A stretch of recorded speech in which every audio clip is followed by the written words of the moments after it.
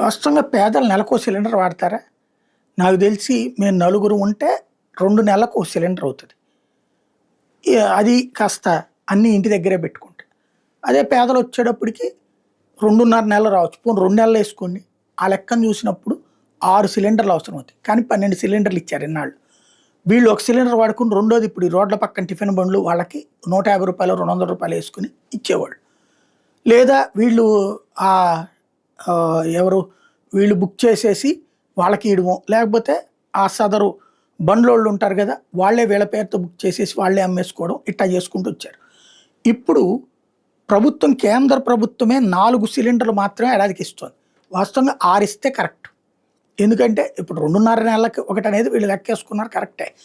కానీ కొంచెం పెద్ద కుటుంబం ఉన్నప్పుడు పేదలు 2 నెలలకు ఒకటేసుకోవాలి. 6 సిలిండర్లు కావాలి. కానీ 4 సిలిండర్లకే ఇక పైన సబ్సిడీ ఇచ్చేది. మిగతా వాటికి మామూలు డబ్బులు పెట్టినే బుక్ చేసుకోవాలి. ఇది సహజంగా ఆటోమేటిక్‌గా దేశవ్యాప్తంగా విపక్షాలకు ఒక ఛాన్సు దీన్ని బేస్ చేసుకొని ఆందోళనకు దిగడానికి.